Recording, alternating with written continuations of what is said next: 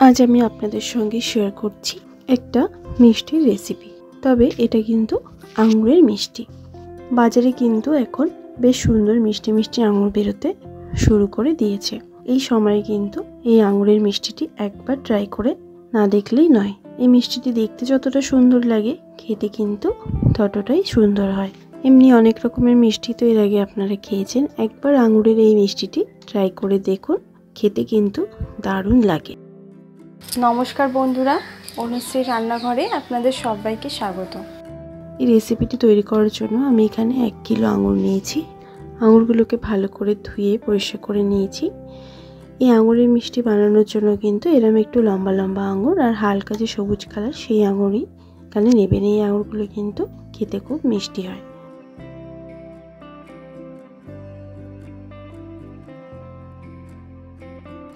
আঙুরগুলো এরপর আমি একটা মিক্সিং জারের মধ্যে নিয়ে নিলাম আর নিচ্ছি এখানে সামান্য একটুখানি জল, আর এটাকে মিহি করে আমি বেটে নেব। আঙুরের একটা জুস তৈরি করে নেব। আঙুরের জুস কিন্তু তৈরি করা হয়ে গেছে, এর মধ্যে তো খোসা রয়ে গেছে, সেই জন্য একটা ছাঁকনি নিয়ে নিলাম। ছাঁকনির মধ্যে জুসটাকে ঢেলে দিলাম, এরপর ভালো করে ছেঁকে নেব।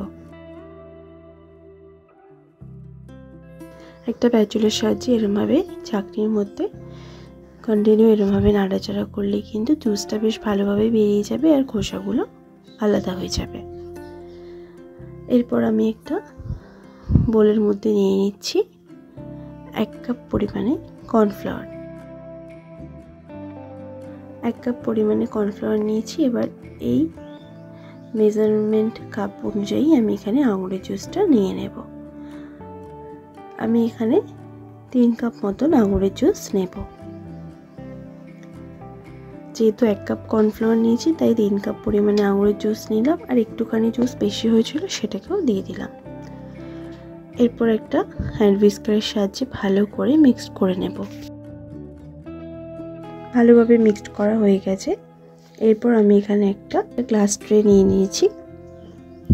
এর মধ্যে আমি একটুখানি তেল ব্রাশ করে নেব।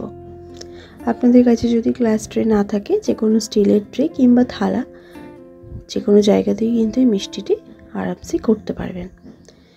এরপর দিয়ে দিচ্ছি গার্নিশিংয়ের জন্য একটুখানি মগজদানা, মিষ্টি তাহলে দেখতে ভালো লাগবে। আর দিয়ে দিচ্ছি একটুখানি পেস্তা বাদাম কুচি। ভালো করে এরমভাবে ছড়িয়ে দিলাম। এরপর গ্যাস অন করে একটা কড়া বসিয়ে দিয়েছি। দিয়ে দেব 2 কাপ পরিমাণে চিনি। 2 কাপ পরিমাণে চিনি দিয়েছি, তাই আমি দিয়ে দিচ্ছি 1 কাপ পরিমাণে জল। এরপর এখানে চিনিটাকে ভালো করে মেল্ট করে নেব। একটা চিনি সিরাপ আমি তৈরি করে নিচ্ছি। চিনি সিরাপটা পুরোপুরি রেডি হয়ে গেছে কিনা একবার এরমভাবে চেক করে নেব। দুটো আঙুল দিয়ে এরম করলে একটা তারের মতন, সুতোর মতন একটা বোঝা যাবে, তার মানে চিনি সিরাপটা আমার পুরোপুরি রেডি হয়ে গেছে। এরপর আমি যে কর্নফ্লাওয়ারের সঙ্গে আঙুরের রসটাকে মিক্স করে রেখেছিলাম সেটাকে আরেকবার ভালো করে মিশিয়ে নিয়ে তারপর চিনি সিরাপের মধ্যে দিয়ে দেব। এরমভাবে দিতে থাকবো আর প্যাচুলা দিয়ে নাড়তে থাকবো, নইলে তলায় কিন্তু দলা পাকিয়ে যাবে। কন্টিনিউ এরমভাবে ঢালতে থাকবো আর প্যাচুলা দিয়ে এক হাতে নাড়তে থাকবো, নইলে লামসও তৈরি হয়ে যাবে আর দলায় কিন্তু দলাও পাকিয়ে যাবে, যেহেতু কর্নফ্লাওয়ার দেওয়া আছে। এবার এটাকে আমি কন্টিনিউ নাড়াচাড়া করে কিন্তু ট্রাই করে নেব। কর্নফ্লাওয়ারটা দেখো গাঢ় হতে শুরু করে দিয়েছে। কন্টিনিউ নাড়াচাড়া করে আমি এরমভাবে মিশ্রণটাকে তৈরি করে নিচ্ছি। আঙুরের কিন্তু একটা ন্যাচারাল কালার এখানে আমরা দেখতে পাচ্ছি। তার মধ্যে আমি একটুখানি ফ্রুট কালার অ্যাড করছি, 1 ড্রপের মতন গ্রিন কালারের ফ্রুট কালার এখানে আমি ইউজ করলাম। এটা বাজারে অনায়াসেই কিন্তু কিনতে পাওয়া যায়। এরপর ভালো করে নাড়াচাড়া করে মিক্সড করে নেব। ভালো করে নাড়াচাড়া করে মিক্সড করে নিলাম। কতটা স্বচ্ছ লাগছে দেখতে। এরমভাবে আমি আরেকটু ড্রাই করে নেব। এটা কিন্তু কড়া থেকে এখনো ছাড়তে শুরু করিনি, ভালো করে নাড়াচাড়া করে মিশিয়ে নিলাম। এরপর আমি দিয়ে দিচ্ছি 1 চামচ পরিমাণে ঘি। ঘিটা দিয়ে ভালো করে মিশিয়ে নিলেই কিন্তু কড়া থেকে এবার এটা ছাড়তে শুরু করবে। ঘিটা না দিলে এটা এরকমই যদি মিষ্টি তৈরি করে খাওয়া হয় হাতেও জড়িয়ে ধরবে আর মুখেও কিন্তু একটা চিপচিপে মতন লাগবে। ঘিটা দেওয়ার ফলে এটা কিন্তু বেশ সুন্দর কড়া থেকে ছাড়তে শুরু করে দিয়েছে।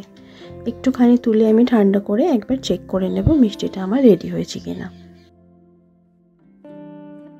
ভালো করে এরমভাবে আর একটুখানি ড্রাই করে নিলাম। এরপর যেই একটুখানি তুলে রেখেছিলাম সামান্য একটুখানি ঠান্ডা হতেই আমি এটা একটু হাতে নিয়ে দেখছি মিষ্টিটা কিন্তু প্রায় রেডি হয়েই গেছে, হাতে কিন্তু একদমই জড়িয়ে ধরছে না। দিয়ে দিচ্ছি আমি এখানে 2 থেকে 3 ফোঁটা আঙুর এসেন্স। এটা ফ্লেভারের জন্য দিলাম, এটা পুরোপুরি অপশনাল, আপনারা না দিতে চাইলে কিন্তু নাও দিতে পারেন। জাস্ট ফ্লেভারটা আঙুরের তো একটা আছে আর একটু সুন্দর হবে সেই জন্যই কিন্তু এটা আমি দিলাম। ভালো করে এবার নাড়াচাড়া করে আর একটুখানি ড্রাই করে নেব। এরপর আমি ট্রের মধ্যে ঢেলে দেব। এভাবে প্যাচুলার সাহায্যে একটু ভালো করে সুন্দর করে ছড়িয়ে দেব। এর থেকে আর বেশি ড্রাই করলাম না, তাহলে আরও বেশি কড়ার মধ্যেই ড্রাই হয়ে যাবে আর মিষ্টিটার কিন্তু সফটনেসটা চলে যাবে। এরকমভাবে একটু টাপ করে নেব ট্রেটাকে। এবার এটাকে ঠান্ডা হতে দেব। খুব বেশি সময় কিন্তু লাগে না এটা ঠান্ডা হতে, প্রায় অনেকটাই কিন্তু ঠান্ডা হয়ে গেছে।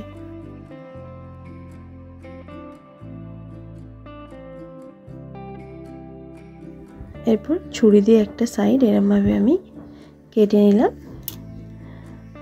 এরপর আমি এরমভাবে একটা ট্রেতে ঢেলে দিলাম। দেখুন কত অনায়াসেই কিন্তু ট্রে থেকে মিষ্টিটা অনায়াসেই ছেড়ে গেল, একটু কিন্তু জড়িয়ে ধরেনি। এরপর নিজের পছন্দ মতন শেপে আপনারা এখানে কেটে নিতে পারেন। আমি এখানে ডায়মন্ড শেপে কেটে নিচ্ছি, আপনারা আপনাদের পছন্দ মতন শেপে কিন্তু কেটে নিতে পারেন। প্রথমে আমি এরমভাবে চৌকো করে কেটে নিয়ে আপনাদের একবার দেখিয়ে দিচ্ছি। দেখুন কতটা জেলি জেলি মতন হয়েছে আর খুব সফট আর স্পঞ্জিও কিন্তু হয়েছে এই মিষ্টিটি। খেতে কিন্তু আঙুরের মিষ্টিটি দুর্দান্ত লাগে, দেখতে যতটা সুন্দর খেতেও কিন্তু ততটাই ভালো লাগে। আমি এরম শেপে সবগুলো কেটে নিয়েছি, আপনারা চাইলে আপনাদের পছন্দ মতন শেপে কেটে নিতে পারেন।